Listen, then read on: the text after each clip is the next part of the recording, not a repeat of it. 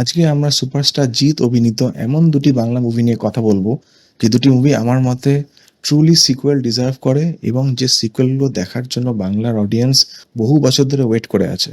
আজকাল আমরা বলিউড বা সাউথ ইন্ডাস্ট্রিতে সিকুয়েলের একটা ট্রেন্ড দেখছি, তো আমার মনে হয় ইটস হাই টাইম যে বাংলা ফিল্ম ইন্ডাস্ট্রিতেও এই সিকুয়েল ট্রেন্ডটা শুরু করা উচিত।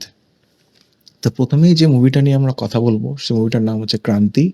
ক্রান্তি মুভিটা 2006-এ দুর্গাপুজোর সময় রিলিজ করেছিল। এই মুভিটা ডিরেক্ট করেছিলেন রিঙ্গো ব্যানার্জি এবং লিড রোলে ছিল superstar Jeet, Swastika Mukherjee, Ashis Vidyarthi and ঋষি কৌশিক। এই মুভিটা ঋষি কৌশিকের ডেবিউ মুভি ছিল। তো ক্রান্তি ট্রেলারটা যখন ফার্স্ট সঙ্গীত বাংলা টেলিকাস্ট হয়, তো তখন থেকেই একটা অডিয়েন্সদের মনে একটা বিশাল উন্মাদনা তৈরি হয় এবং একটা হাইপ তৈরি হয়। কারণ 2006-এ দাঁড়িয়ে একটা মেন স্ট্রিম কমার্শিয়াল বেঙ্গলি মুভিতে ওই লেভেলের বিজিএম, ওই লেভেলের সিনেমাটোগ্রাফি, ক্যামেরা ওয়ার্ক, ওই লেভেলের অ্যাকশন কেউ এক্সপেক্টই করেনি। সুতরাং মানুষের এক্সপেকটেশনটা অনেক বেড়ে যায় এবং ফাইনালি যখন মুভিটা থিয়েটারে হিট করে, তো দর্শক প্রচুর ভালোবাসা দেয়, লোকের খুব পছন্দ হয় এবং কমার্শিয়ালি মুভিটা খুবই সাকসেসফুল হয়। Now talking about the plot line, তো এই মুভিতে আমরা সুপারস্টার জিৎকে একটা কলেজ স্টুডেন্টের ভূমিকায় দেখি, যে কলকাতা এসছে নিজের ফ্যামিলির সাথে সেটেল হতে এবং কলেজে এন্ট্রি নেওয়ার পর থেকেই সে বিভিন্ন ঝামেলায় জড়িয়ে গিয়ে কলেজ পলিটিক্সে ইনভলভ হয়ে যায় এবং আলটিমেটলি তার কলকাতার যে আন্ডারওয়ার্ল্ড ডন যে রোলটা আশিস বিদ্যার্থী প্লে করেছে তার সাথে তার একটা ক্ল্যাশ শুরু হয় এবং এই ক্ল্যাশটা আস্তে আস্তে এমন একটা বড় আকার ধারণ করে এবং একটা ফুল ফ্লেজ ওয়ারে পরিণত হয় between the character of Jeet and Ashish বিদ্যার্থী।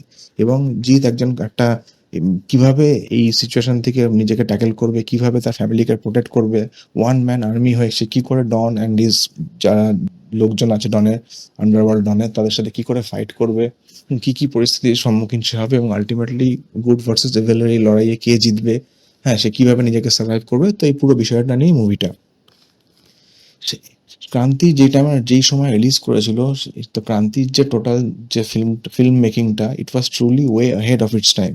মানে সেই সময়কার বলিউড মুভি, কমার্শিয়াল বলিউড মুভির থেকেও এই মুভির যে মেকিংটা, it was well advanced and মানে মানে প্রচণ্ড মানে এভরি ডিপার্টমেন্টে ক্রান্তি ইজ এ ট্রেন্ড সেটার। মানে সে ক্যামেরা ওয়ার্ক বলুন, বিজিএম বলুন, অ্যাকশন বলুন, প্রত্যেকটা ডিপার্টমেন্টে এক্সিলেন্ট কাজ হয়েছিল, ওয়েল এক্সিকিউটেড।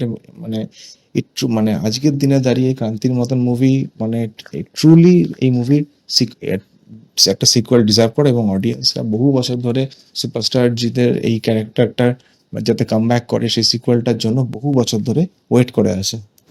যে মুভিটা নিয়ে আমরা কথা বলবো তার নাম হচ্ছে শত্রু। শত্রু 2011-এ রিলিজ করেছিল। এই মুভিটি ডিরেক্ট করেছিলেন রাজ চক্রবর্তী এবং লিড রোলে ছিল সুপারস্টার জিৎ, নুসরাত জাহান এবং সুপ্রিয় দত্ত। তো এই মুভির থ্রু দিয়ে প্রায় 6 ইয়ার্স পর superstar Jeet on screen police অফিসারের ভূমিকা পোট্রে করেন। মানে ফার্স্ট 2005-এ যুদ্ধ মুভিতে আমরা সুপারস্টার জিৎকে অন স্ক্রিন কপের ভূমিকা, পুলিশ অফিসারের ভূমিকা দেখতে পাই। তো আফটার 2005 নেক্সট 2011-এ শত্রু মুভিতে আমরা আবার সুপারস্টার জিৎকে একজন অনেস্ট পুলিশ অফিসারের ভূমিকা দেখতে পাই।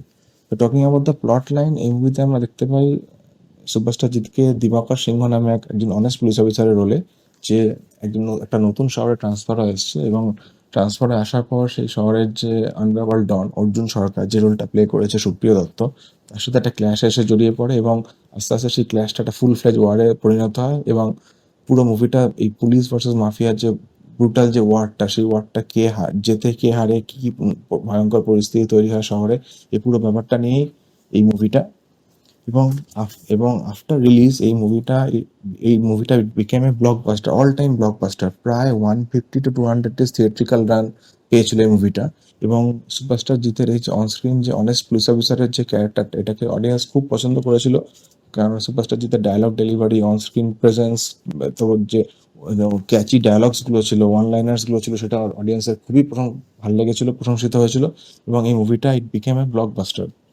তো আমার মনে হয় এই দীপঙ্কর সিংহর এই যে ক্যারেক্টারটা পুলিশ অফিসারের, সেই ক্যারেক্টারটা ফিরিয়ে আনার একটা হিউজ স্কোপ আছে মেকার্সদের কাছে। কারণ since he is a police officer, মানে সে ট্রান্সফার হয়ে নতুন লোকেশনে যাবে, নতুন জায়গা ট্রান্সফার হবে, নতুন ভিলেন্সদের সম্মুখীন হবে, নতুন পরিস্থিতির সম্মুখীন হবে। তো আমার মনে হয় এই ক্যারেক্টারটা ফিরিয়ে আনা একটা বিশাল পসিবিলিটি আছে মেকার্সদের কাছে এবং যেহেতু অডিয়েন্সরা, বাংলার অডিয়েন্স এই অনেস্ট পুলিশ অফিসারের রোলের সুপারস্টার জিতকে এত ভালোবাসা দিয়েছে, এত মানে প্রশংসা করেছে, তো আমার মনে হয় ইটস হাই টাইম যে এই ক্যারেক্টারটাকে ফিরিয়ে আনা উচিত অন স্ক্রিন, এবং অডিয়েন্স খুবই পছন্দ করবে। তো it truly, at present it truly deserves a sequel.